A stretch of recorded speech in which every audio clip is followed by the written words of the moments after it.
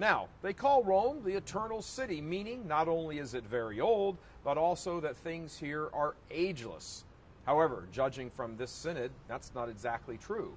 It seems, at least at the Vatican, as if Rome is sort of stuck in the 1970s. Although the gunk from 40 years ago spewed out from crazy churchmen and theologians is suddenly all fashionable again.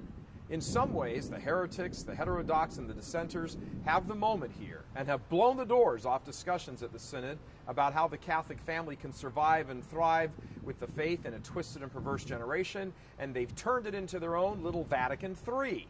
There's practically nothing here that hasn't been presented for discussion, any nutty idea you can think of, and they all have their roots back in the 1970s. You can call it disco dogma. Here are some of the crazy ideas, to name just the ones we've heard about, some of them. We need to discuss women deacons, that gem from Canadian Archbishop Paul-Andre Durocher, and women deacons, by that he means, and his crowd means, women priests.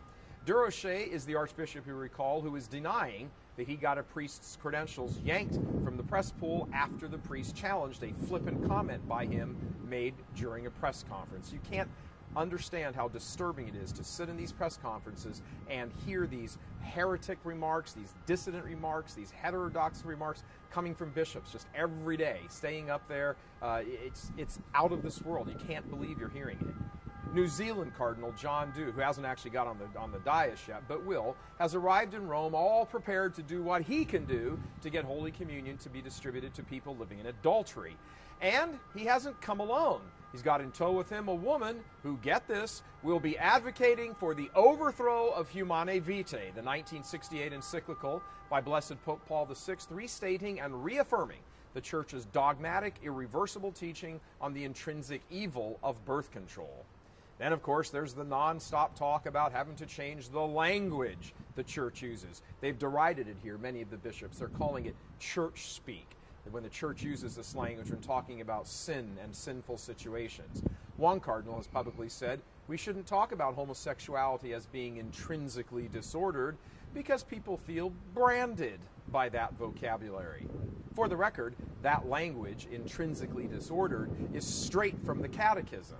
So what they're really saying is they want to change the language of the Catechism, which of course they do. Then the constant talk about each bishop's conference or each region deciding the dogma for themselves.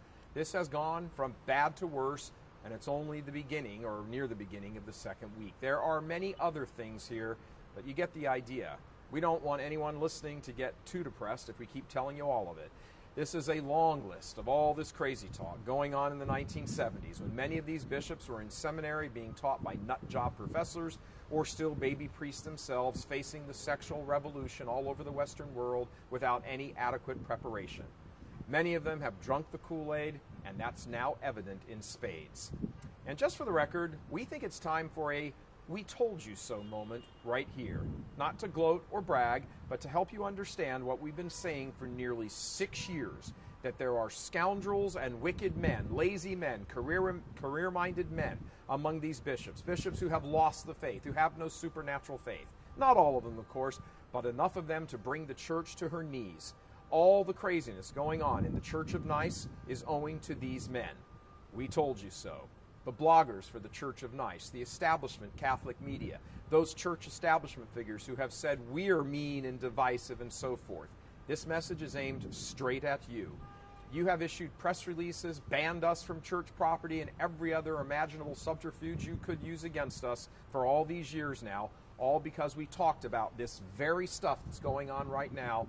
We talked about it in public. Well, now, here we all are. The Church has come to this point on a world stage with the international media broadcasting this heresy all over the world as though it could possibly be accepted, preparing people's minds to accept heresy. You've all accused us of talking too much about liberals and heretics and homosexuals in the Church. So in the end, who was wrong and who was right? You had debates with us over the question of how deep the crisis really is. We said it was this deep, and you laughed us off. But all that's water under the bridge. What needs to happen now is that Catholics who believe the faith, I know there's not many, but those who do, whoever you are, you need to open up your eyes and get a grip on what is actually happening here.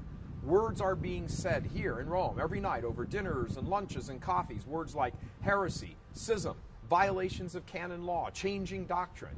This isn't child's play. This is the real deal. It's for all the marbles right here, right now. Regardless of what you think of me, my style, our website, whatever, you are duty-bound to tell everyone you can, by any means you can, of the pit the church has been pushed into by many of these wicked prelates. This synod has just passed its halfway point, and the most radical of things hasn't even happened yet. Pray the rosary every day for the synod, my fellow Catholics. Pray the rosary every day. God love you. I'm Michael Voris.